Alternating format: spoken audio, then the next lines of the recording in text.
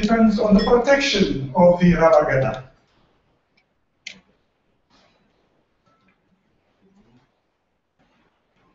The Kallu cannot protect himself, he's not armed. They cannot kill animals, they cannot even slaughter livestock. So, in order to be protected, they need the assistance of the Rawagana and of the Harir, the age organization. Okay? So, let's go down to the Harir. Harir is simply an age organization. Everybody who was born during a particular Gana period, that is, what the Quran has just called Gana, born during Gana of so-and-so. I was born during the Gana of Jabez Liman. It means that all the people who were born at that period form one age group. So the entire nation is organized as a series of age groups.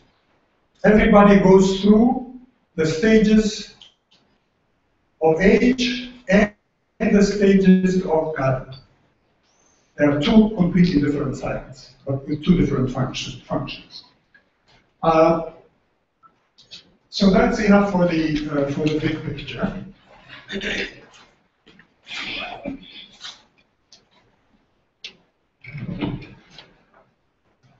Now,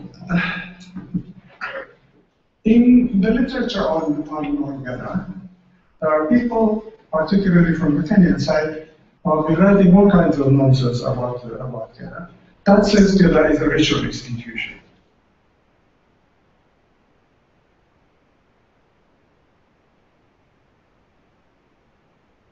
There are it can't exist because all the leaders of Ghana live on the Ethiopian side. The Ghana leaders cannot go out of their territory.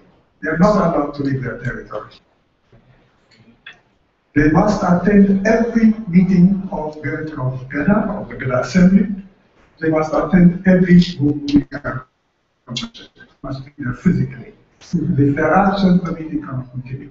And the punishment for it is quite severe, for failing to show up for the meetings of the Ghana Assembly or the Bubiga Convention. So what happens on the Kenyan side? They don't have Ghana, they don't have Hayus, they don't have Gumi, they don't have Kallu. They have nothing, basically. They have no institutions to speak of. And so writing about Ghana based on the evidence from Kenya is complete nonsense. They end up with a very ghostly picture of the nation. So I am presenting the evidence based on now 40 years of research. In total, the amount of time that I've spent in Quran on the Kenyan, on the Ethiopian side is 5 years, 2 years in Ethiopia and 3 years in Kenya. And I have known 5 different Abagadas personally. And the Abagadas that I know is Madagalma. Madagalma is the great warrior who waged the greatest war in the 20th century against the Marahan Somali. Difficult man to talk to because he's not a politician, he's a fighter. But nonetheless, I managed to squeeze some information from him about his war, his great war. The war of Mara, Tul Mara is what they call it.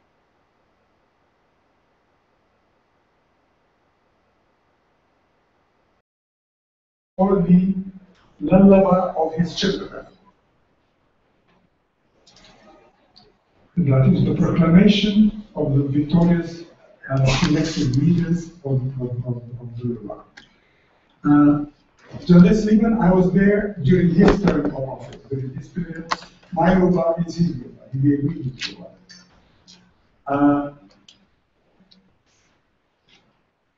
And I lived in the Ola Arwara, in his village, in the Agada, to conduct all my research. I use that as my research base. I knew Bababule at the time that he was Rawa, and I was there for his Zambisa ceremony. I knew Bababule, I knew Jivaga at the time of his marriage. All these people went through the entire lecture to say that now who is not in power is not of the government.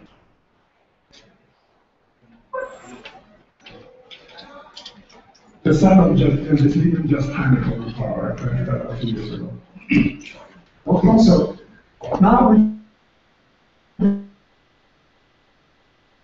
go to for the okay.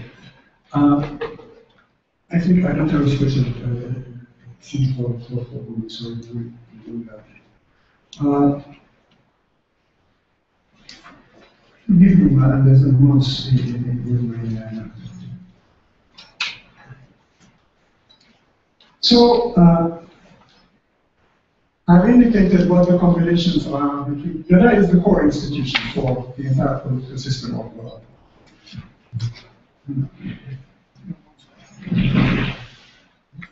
Okay, story.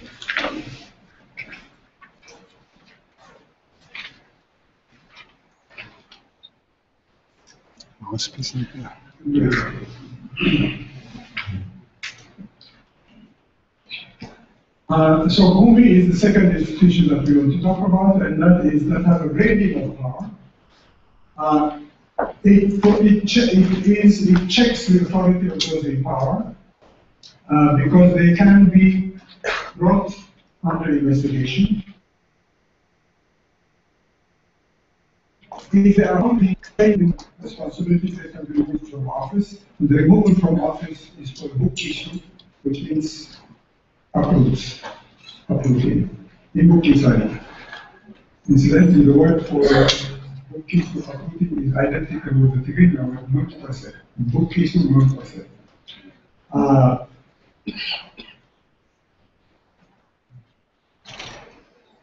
The interesting thing about vocation is that when they remove a man from power, they enumerate what the powers are that he must give up. They say things as Eri Burin, which means you can no longer make decisions about wealth. Musa Gomafa and Burin do not make decisions about the affairs of the clan. Gosa will sorry about language. Gosa will do not mediate in conflicts between people, and so on. So the interesting thing is that we know the powers that are held when they are being removed from office. All unresolved cases in Ghana are taken to the GUMI who makes the final decision.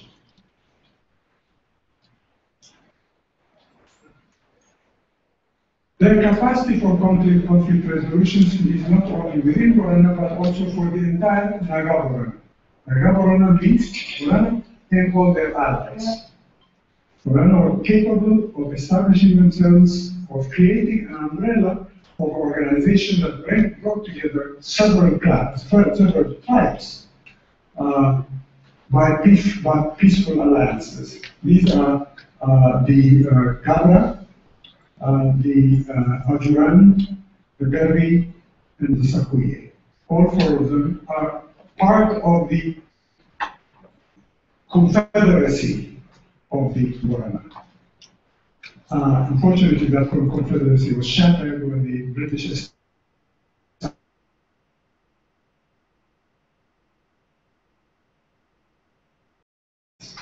all their allies remained. They said, henceforth, the Gabra are a British tribe, the Borana are an Ethiopian tribe, and all the others became British tribes. So the Naga Borana, the Pax Borana, was dissolved as a result of the drawing of the boundary and the effect that it had on their political system.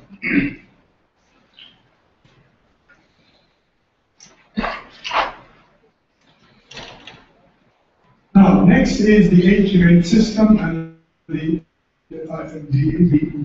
organization within that is based on Borana warfare.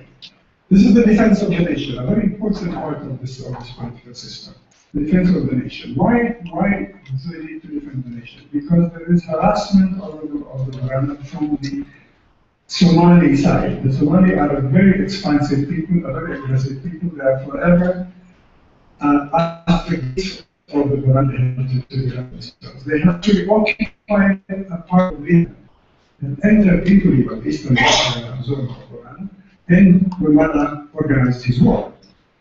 His war was, as I said, the biggest war waged by the Quran during the 20th century, because he managed to get together 11 age regiments, 400 warriors armed with rifles, an equal number mounted on horses, the cavalry, and then they didn't count the foot soldiers who were armed with spears and shields. Those are just the enumerated. There are many of them. He sent scouts before attacking the Marayan Somali. The scouts are organized as two groups. They're called Turban Lam. Two groups of Doya who go in, spy the land, see where the fighters are, see what the dangers are, and then he wages the campaign. It was very successful. He succeeded in pushing out the Marahans from the place. So we learn from that that there is in Ghana also a military organization, which historically was very important. We know from the work of Bahrain how important the military organization of Ghana was. We know now from the current evidence about the war of Madan that was waged in 1950, that was so devastating on the enemies. This happened many times. Before Masai invaded Borana territory, and this was in the late 19th century, and three Abagadas, the individual Desa was the leader of that war. Three Abagadas campaigned on horseback. Horses played a very important role in our history. Horsemanship is a very important fact. The fact that gives them tremendous advantage over their adversaries, particularly in Kenya, because none of them are mounted on horses. Even in hunting, they can do a great deal of hunting of big game on horseback. Threatening, life-threatening, but nonetheless quite effective. So, for people who want to study Oromo history, please study horses, study horsemanship, because it is of the utmost importance. Horses are treated like royalty in Borana. They are fed, especially, they even feed them melted butter, which is poured through their nostrils, so that they don't choke when they are fed. Right? Now that's special treatment, don't you think? So, treated very small. But the law is passed in the Bugigaya that the horse is as important as the messenger who rides him. He speaks for the Abagara, and therefore, when he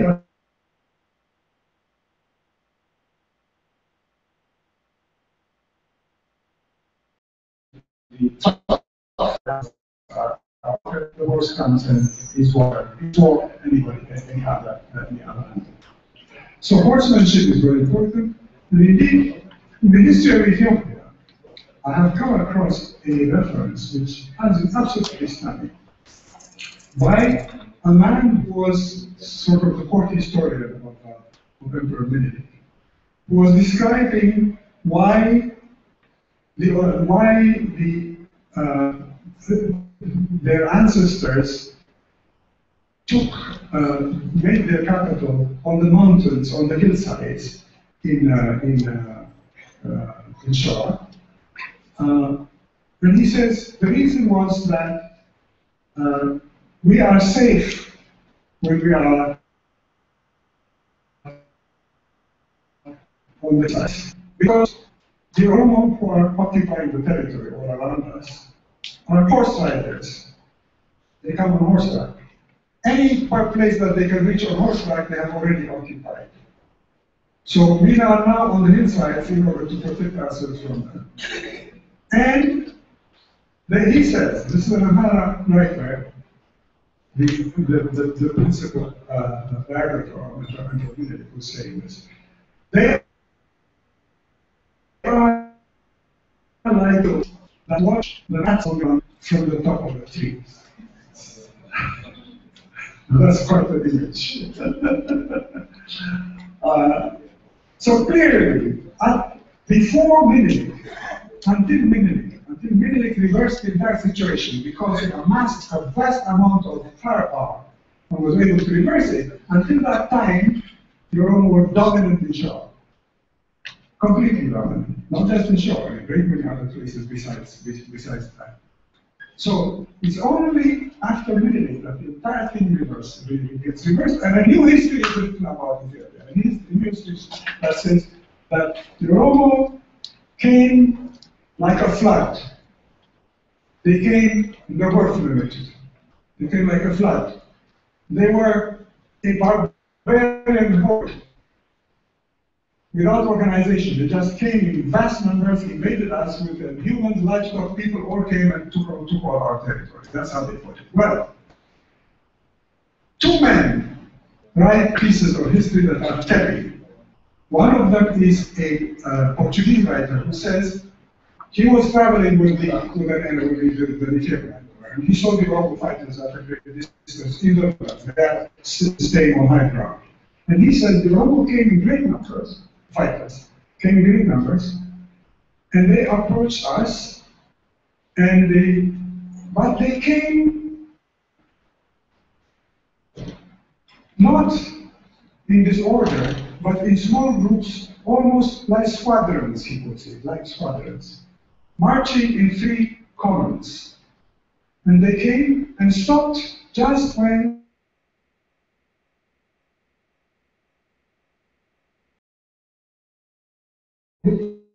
favorably inclined toward the Oromo. He's fighting against them. But he says they are not barbarians.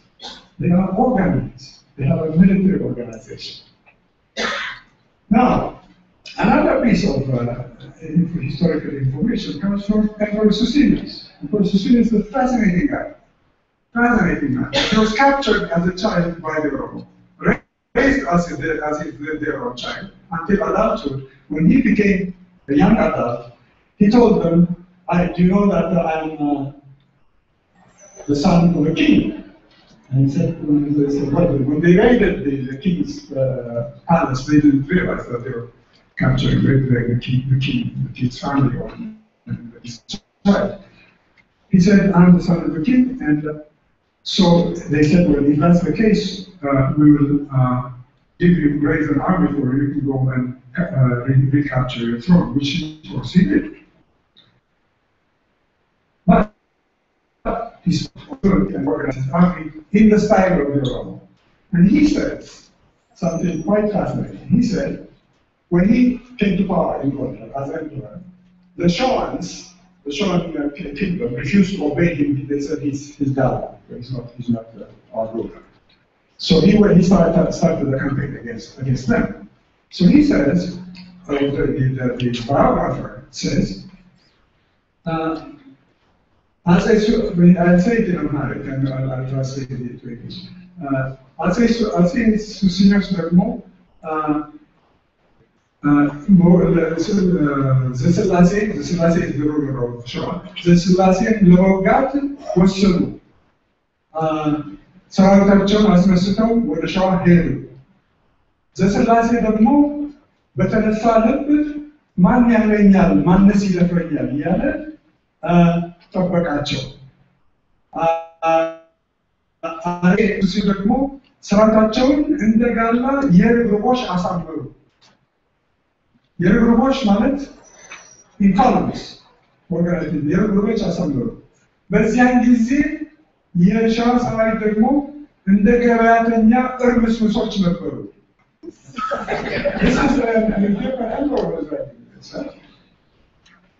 So the emperor says, the emperor organized his army in columns in the style of the Oromo warriors, but the Shawan army was like a bunch of people walking to the marketplace, unorganized. So, the history that was rewritten after Menelik is full of misconceptions.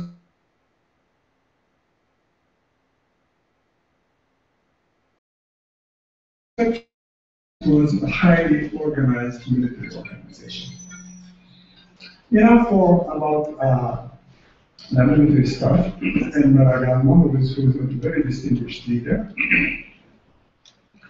Now, the Carlo institution is very important in Morena. The Carlo is a sacred figure. One of them came straight from heaven, the other, they found him on the ground, and they raised him for the sorrow of Rabona. Both of them have powers that are mystical. They are represented by two poisonous snakes. They're the most poisonous snakes, which they bring into the ritual.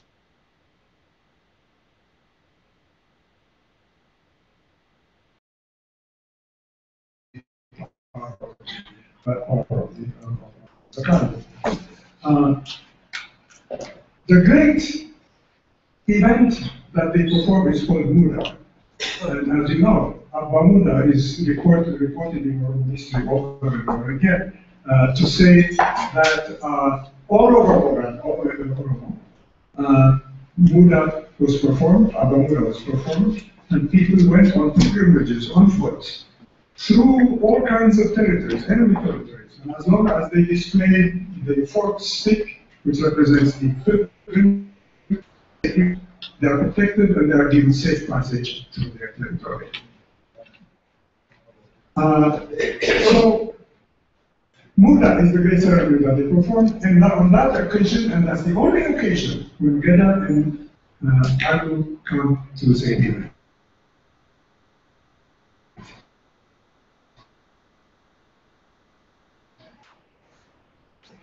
The land blesses the future and fertility and productivity of the country.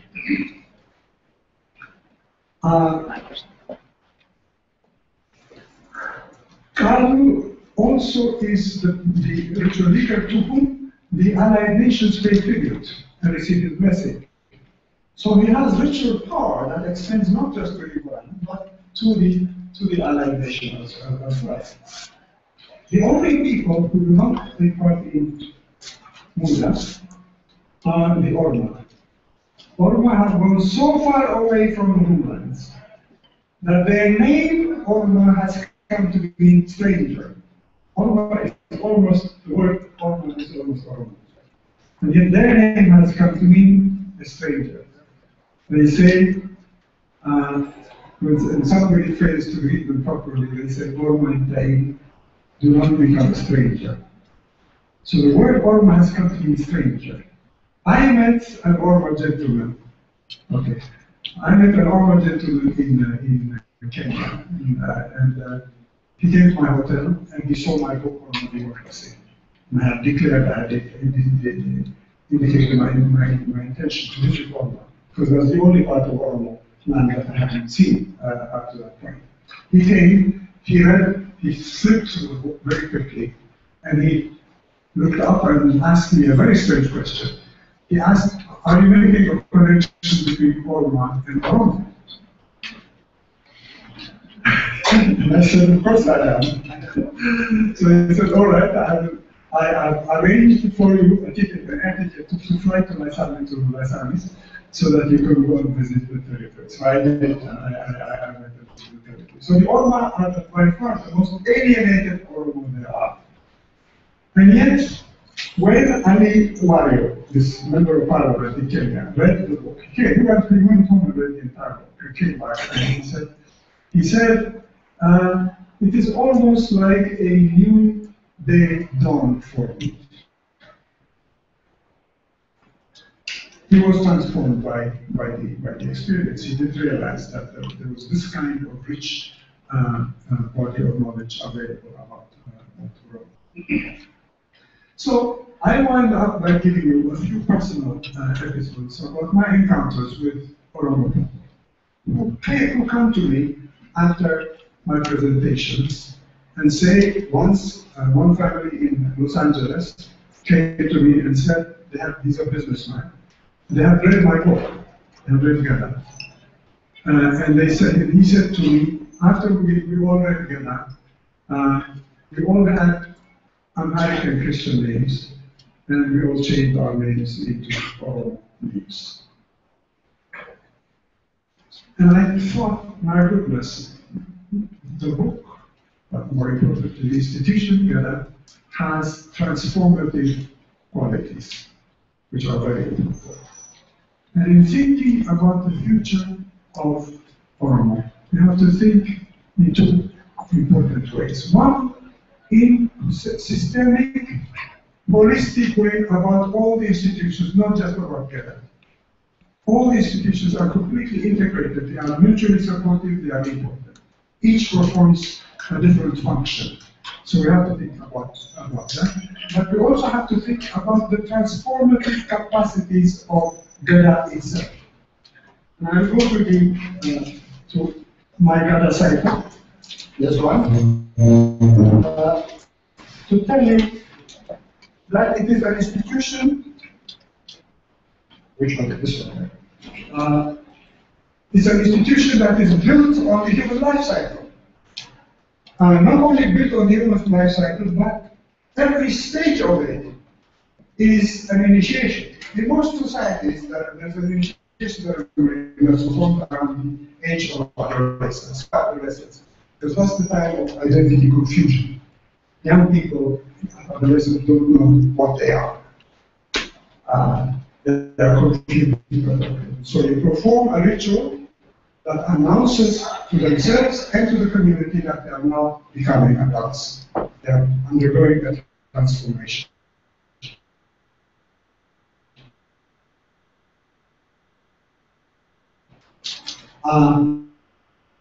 One ritual which occurs around adolescence. What happens in our society? The entire life cycle is a series of transformations, each one of them celebrated publicly. Each one of them involves shaving hair and growing new hair. New hairstyle. Hairstyle becomes the symbol of where you are on the Gada cycle. Which means people know how to behave toward it. There's no confusion here. You know how to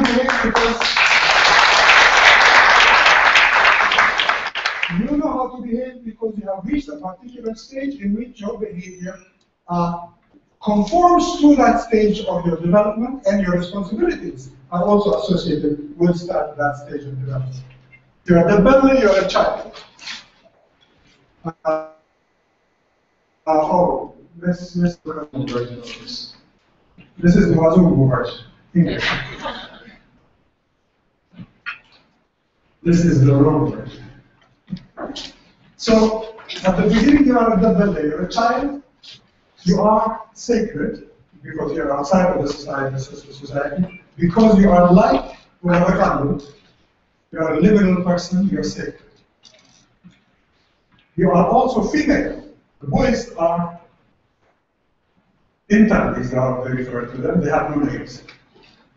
Upon naming, Risa for the eldest and Mogasa for the eldest, Risa for the eldest. They change name, they have name, their part names, and then they change identity sex. Change here. They cease to be females and become males. From here on, they have to begin addressing them as boys, not girls. So they now have names, so they call it Buyo, that's his name, and then his father begins to call himself Abba Buyo, not by his own name. So not only he, but his father also is undergoing the transformation. Social function. Then we come to the Gamma grade, at which point all kinds of ceremonies take place, both for the Hariya and for the Luba. This is the formal initiation ceremony by which they become a collective body. From now on, for the rest of their lives, they are a Luba or a Hariya, a corporate body, united. Then these are the two ceremonies that they perform. Is called Joge Kuch for Hariya and Walargi and Yachisa for the Luba. Having performed this, they have the Lallaba ceremony. They elect the 6 leaders that are going to be their leaders from now until the end of time. These six leaders are called Adula. One of them becomes Hayufide, the top leader, and he is the leader of Rana for a period of 8 years. No extension of no lifetime presidency, none of that nonsense. Yantu will tell you exactly when it is that you have to hand over. It is calculated by the Yantu using what? Using the astronomical calendar of the Borana. Unfortunately, I don't have time to tell you about the astronomical calendar. But the astronomical calendar of the Borana is a very complicated astronomical calendar by which they decide, they know how to tell the day and the month for the entire year by looking at the relative position of the moon and the stars. 7 different stars. That calendar has now been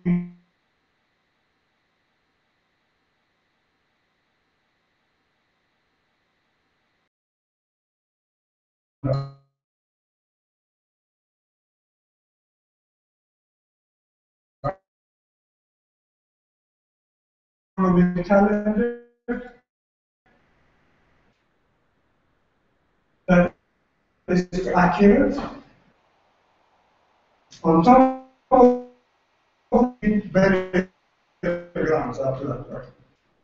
And when they looked at it, it doesn't look like variograms at all, because she says moving in all different directions, unlike the soldier which is planted on the graveyard by the sons of the deceased individual.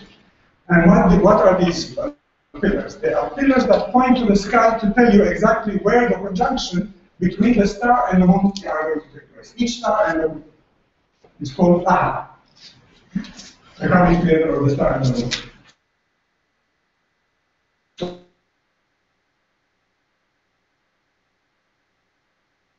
That they are precise pointers. This is a primitive observatory, pointing at each one of these points in the sky.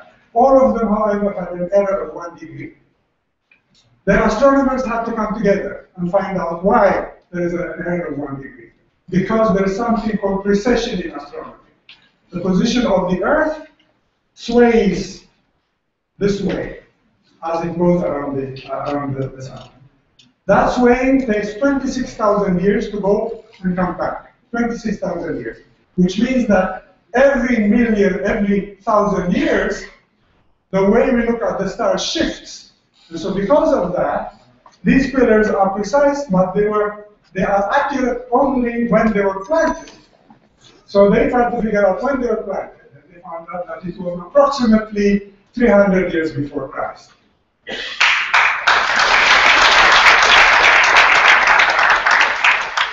When the archaeologists did a carbon dating of the site and found out that the pillars were planted approximately 300 years before Christ.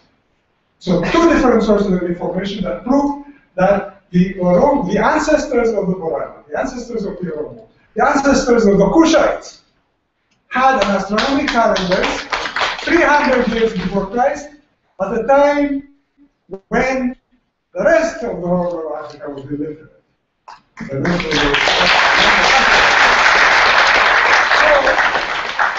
The astronomical calendar is now a part of the Oromo heritage, which is a first in the African continent. It is the first one ever discovered that shows that there are archaeological remains that have connections with astronomical observations. It's the first of its kind. There are sites like that elsewhere. Maya and Aztec in Central America, among the Chinese and the Hindus in ancient times. In Africa, there is no evidence of astronomical observations of this kind that have been proven to be correct.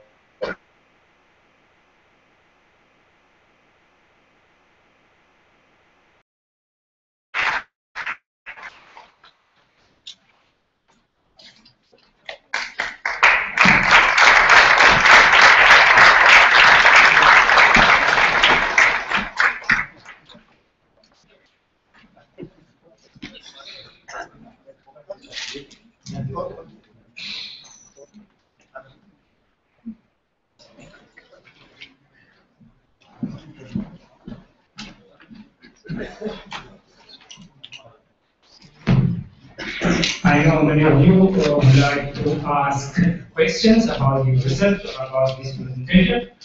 We are running short of time, but I allow 2 questions for Professor Asmaro. From the front. Yeah. Okay, Professor, thank you much, and it's really a blessing to have you here, and I really learned a lot today. So, but I got a big question for you. What is the main reason for you to study about Oromo and in particular the Gada system? What is the reason? Yeah, the main objective or Objective. Yeah, thank you. Well, there's a long story behind that. And the story is this. As a child, as I was growing up in Eritrea, I had a great-grandfather by the name of Keshi Zoratio Mose, who was one of the founders of the Evangelical Church in Eritrea. He lived in Umkulu on the near the seashore, and he had a colleague by the name of Onesimus Messi, who was an Oromo, so to say, purchased by Munzinger and given to the evangelicals in Asmara. This is before the Swedes arrived. These were a group of Orthodox ministers who decided to read the Bible in the native language. And were persecuted for that, and lived on the seashore. So as a child, I learned about Onesimus Messi from my grandfather. He had a great respect for him. And when I came to Addis Ababa for my education, I had many Oromo friends. And I told them about the fact that my great-grandfather was a colleague, a partner of Onesimus Messi. And I came to know how it was the Evangelical Church, by the way. The Evangelical Church, the first evangelized Walaga, Onesimus Messi and the Eritrean colleague were talking to Walaga. So when I went to Addis Ababa and became a member of the Evangelical Church, I found that half of that community was evangelicals from Walaga. So I made many friendships and came to respect and love my dissertation. I was wondering, what could I write about for a dissertation? The librarian saw me sort of suffering about that issue, and she said, you know that there's a book that we published that is about your country. And I said, would you like to have it? I said, of course. She said, she handed me a copy of Cheruli's Folk Literature of the Ghana, which was published by Cheruli's in Italian. He came as a visiting professor to Harvard. This is a contingency after contingency. He comes to Harvard.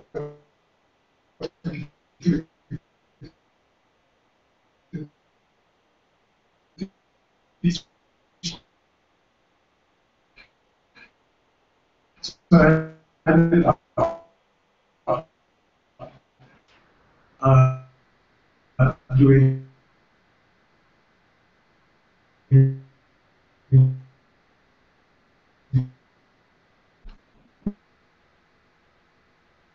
Manchester and Jerusalem was, he was literally at the edge of his seat throughout my presentation because I had solved the problem that he had started to work on. He closed Gada cycle, and I said, no, it's still an open Gada cycle, it's a spiral, and people can go on after the end of the cycle. They do not go back into the cycle. So that's the complicated reason why I ended up. Partly it is love of my friends and my great-grandfather's love for Onesimus Messi that ended up driving me into the field of oral studies. But once I started working on it, the rest was simply a matter of being deeply involved with it, so that for 40 years I simply thought about nothing but the Gada system. And I'm still thinking about it. And by the way, it is a gold mine. There's no way of finishing your study of the Gada institution. I hope you and your children will continue to study for a long time to come.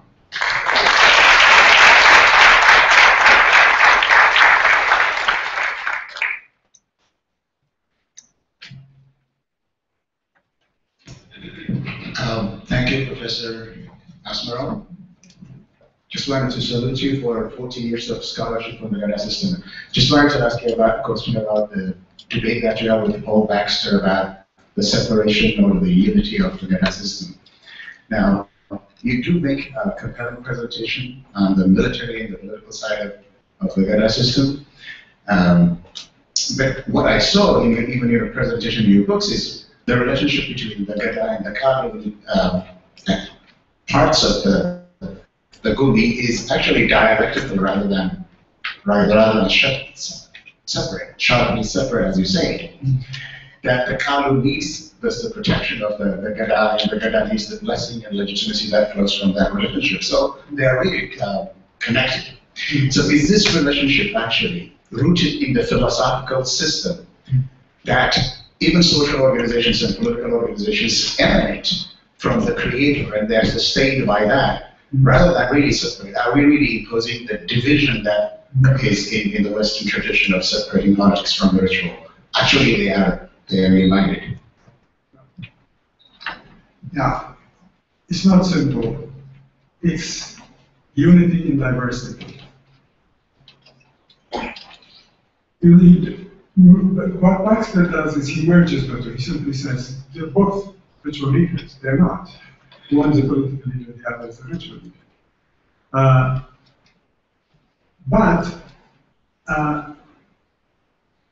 Because the creation, not just of Gada, but of all creation, is God's. It is the Galu who makes that connection with God. And therefore, on the ritual sphere, he is the superior, the supreme leader. He is Moti.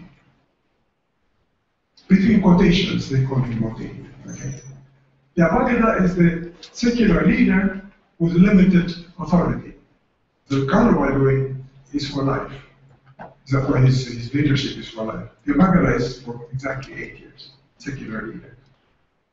So this is a counterbalancing of two different forces, two different types of leadership, one spiritual, one secular. But the spiritual-secular division is a very important one. This is where I have a fight with Baxter. He says Borana is like a river floating on blessings.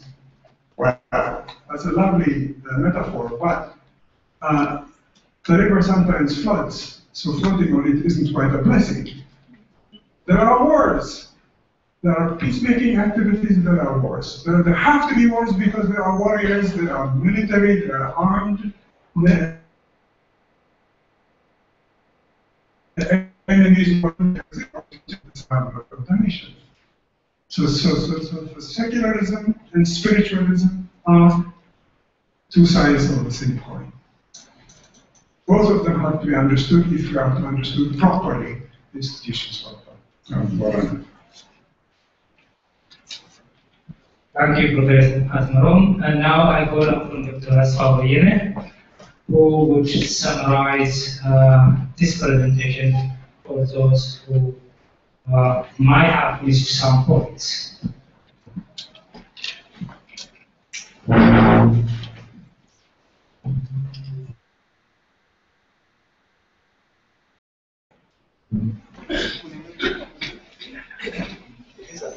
Asmerom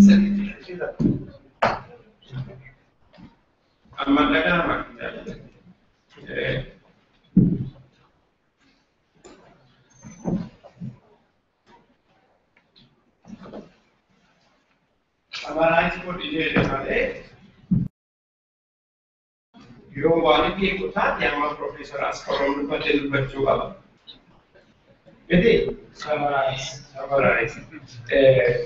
Alatti waan yoo keessaa waa kukkute Professor Daniel itti gaafatama anamitti.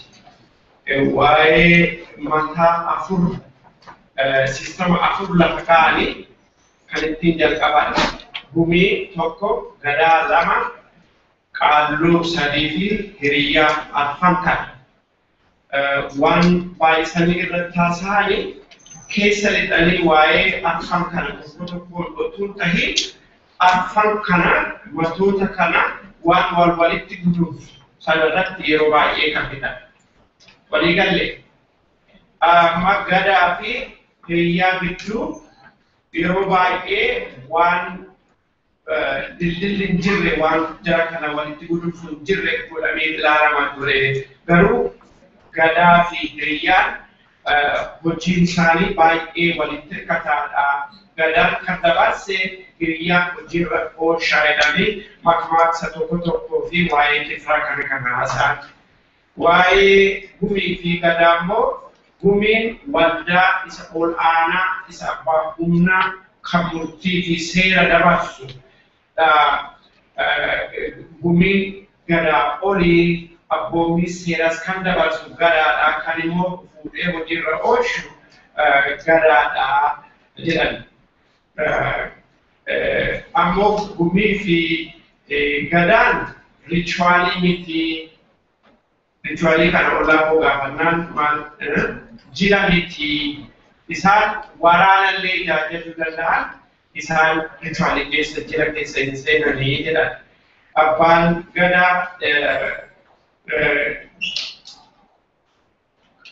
gadaa utuma abbaan gadaa gumiidhaan ajajamuyyuu waamee gaafa gumii sana gaggeessuu danda'a.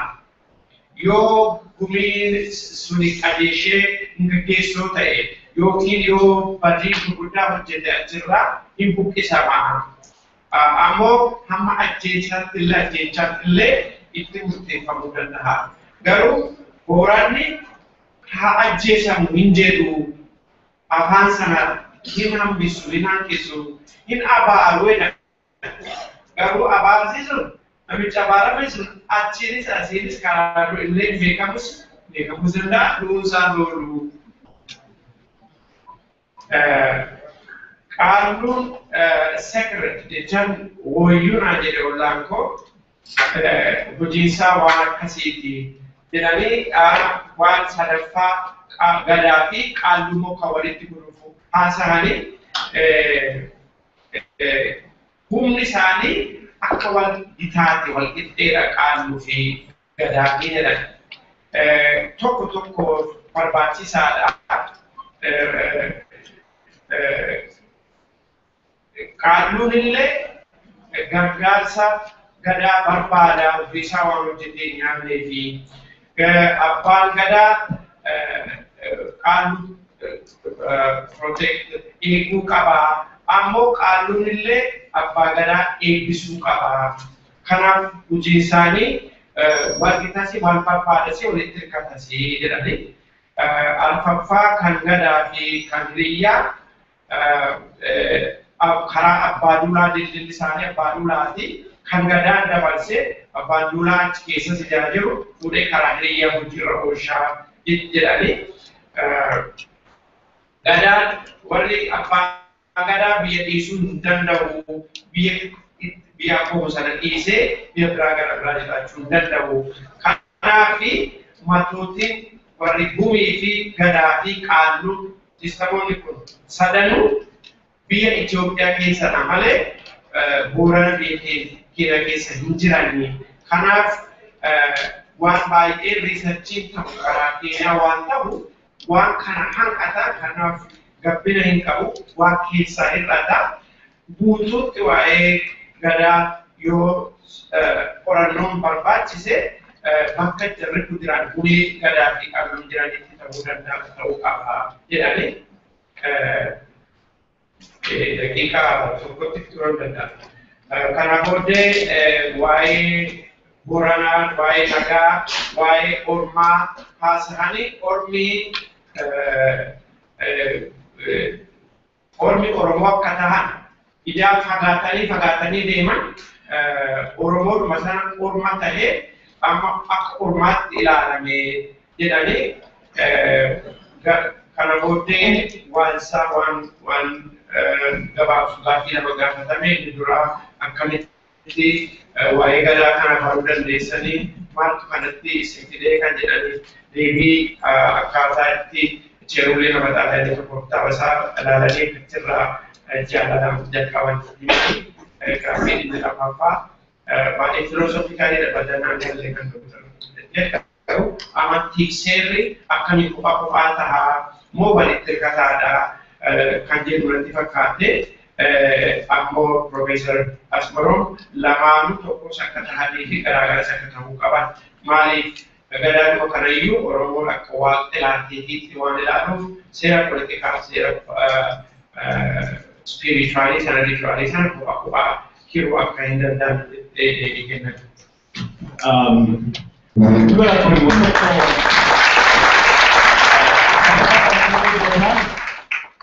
Otoo gaafa kun lamaaf sadii warqeedha. Liiban dhufanii gaafiin isaa nama kaase kanaan waan an arge akka an arge jechuun Profeesar Asmaroom keessallee waliin ta'a. Warra gadaatii fi warra gadaa keessa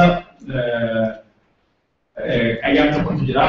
Kaantuun kun sirni gadaa akkuma beektan uummata Oromoo keessatti durii warra uummata tuyyuu warra gadaa kanallee yaa isaan akkas deeman borii kennuuf dirqama akka taaksii wayii kaatu jedhu. Akkuma isaan jedhan reefu dubbatan gadaa keessa warri aadaa warri walqunnamtii jiru jedhu. Amma warri gadaa keessa wal dhaban guddatu maal jedhu kaattoo reetimeenii jedhu. Kaattoo kanarratti Abbaan gadaa warra achi keessa jiru warra adula nama jaha keessa warra lamatu jira. Tokko kan xaabeeti tokko kan garuu kan xaabeeti. Kaattoon kun waan warri gadaa guyyaa rituaalii warra sunii kennuu qabu jira. Loonjaa. Abbaan gadaa waan loonjaa kennaa jedhan. Warri ammoo lakki aadan ta'e durii loon ta'e sideeti jedhan wal dhaban waan amma reefu cheekin baalansi sun warri sun warri achi keessa achuma adura ta'an sun kan maxxaani sun yeroo rituaalii sun akka ritual sineeriti akkuma ritual sineeriti abbaa gadaa dirqisiisu waan aadaa kenna nuguuti yoo warri kun ammoo kaattoon kan kaattoo jechuun waan warri gadaa warra sun kennu qabu. Yeroo ammoo warri sunillee warri sun waggoota jira. Kaattoo sun irratti yoo isaan waliin godhan wanta rileeshinii sun keessatti wanni argan institution bakka gadaa keessa warrummaan kan adula warri hayyuu counselors guyyaa isaan ritual sineeriti qabu jira keessatti abbaa gadaa dirqisiisanii abbaan gadaa warra sun fudhachiisuu dadhabe dubbiin sun haga gumigaa yooleetti. Wanni sun waan bulchiinsaati miti waan ritual sineeriti waan amantii loo keessa waan akka wal check and balance ittiin godhan. Abbaan gadaa garuu waan sun taakkuu dadhabe gumigaa yooleetti sun achilletti nu baafannee eebbisanii akkasiin wal dabran. Waan sun fuuldura namni qoratee jedhu bifa bisaan gaafatan kanaan bifa waan ritual sineeriti fi waan gadaa secularism kaasuu danda'u. Waan an arge jecha waan arge keessa waan tureef kaan namni tokko jaalanneen waan wayii akka yaadannoo nu geessite Dr. Isqaayil Gabbisaa jechuun pirezidaantii Roosaa ture kanaan dura Dr. Isqaayil Gabbisaa I was told I haven't heard from him is a great grand son of this was Nassim. Yeah, and probably that comes his question about spirituality and the connection with. So we probably would love to see that this guy is not secure. Yeah, the Abhagada performs. I've seen them performing ritual ceremonies when, especially like I said, when they migrate, they perform a lot of ritual ceremonies. Anyways, there is some connection. There are also leaders with spiritual life, but when they understand like leaders, like politicians, and they make and they execute the words. So I think there is a connection between the secularist part and the spiritual component of the Gaida leadership. That is my understanding and my observation. So thank you very much, Professor Asmura. We are very much honored and also privileged to have the chance to talk to you a few years ago.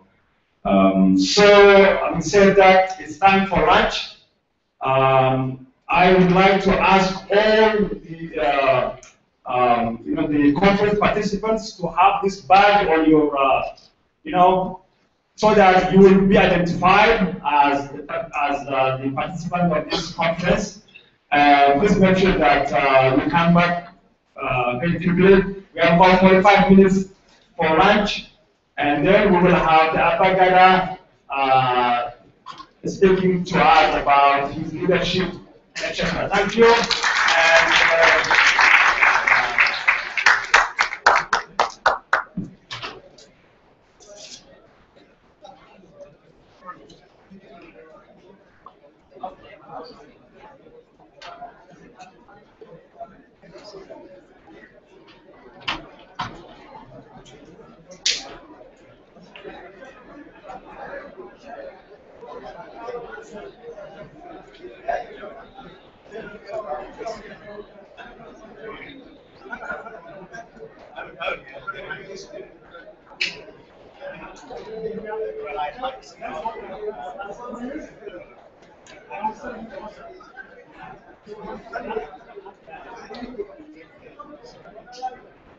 So please, so we have no centralizing, straight to lunch, and back.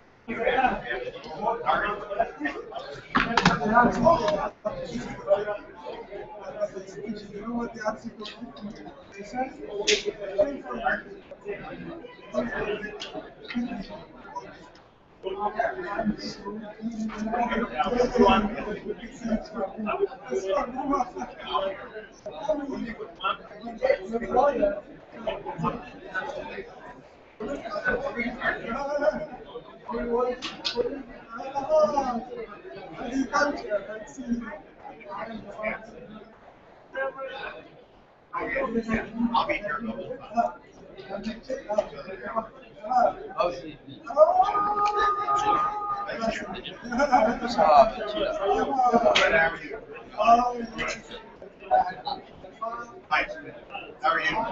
I'll see you around again.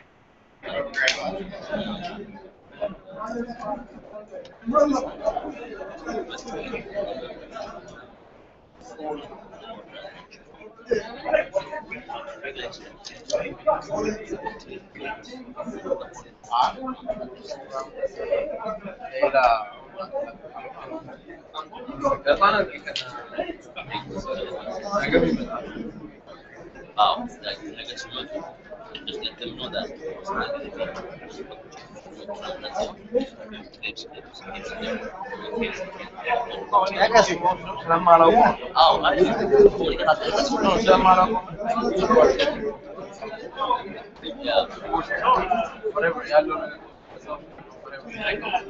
Anyway, good to hear the outlook. Thank you.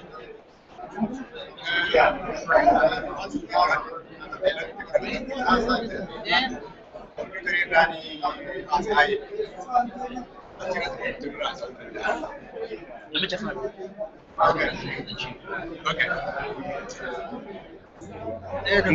Namichi kun afaan Oromoo beekaa? Inni kun? Hin beeku.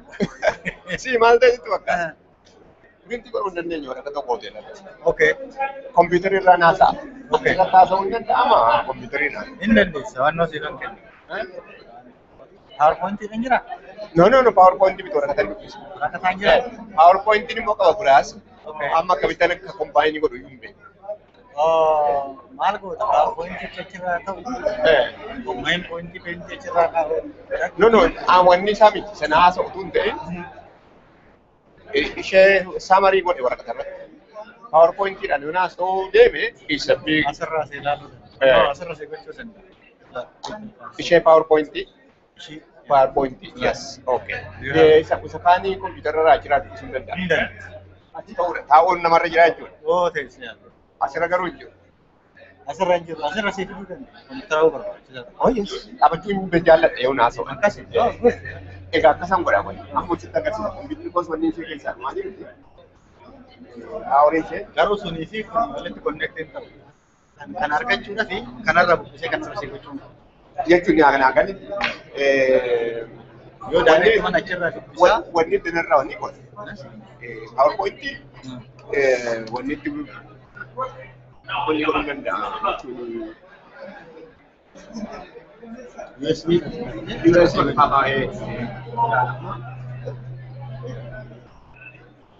Ani hoteelatti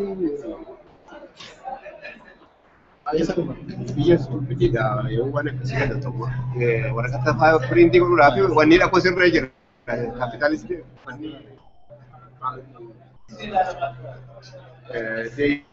inni jira walii deeyini. Walii deeyini.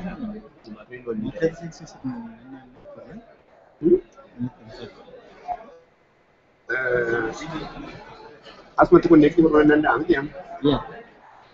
Eeguudha. Kanaan galaa.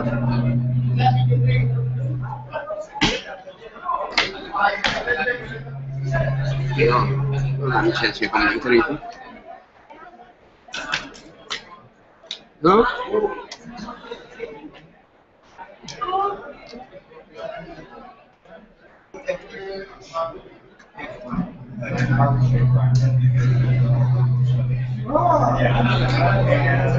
I'm wondering if you take what you started here and you agree on the relevance or not for the future of your homeowners. Thank you. I didn't go ask that question. So we can put it in the journal because we need to make it I available. didn't think that it was Yes. Whenever you want to get people.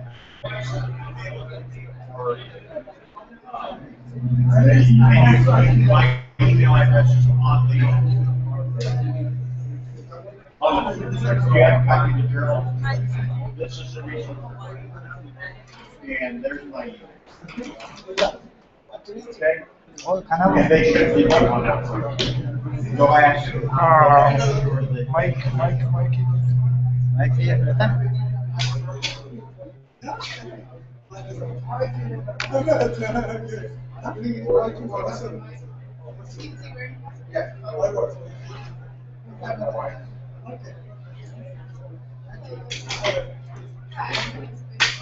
What did you put on it?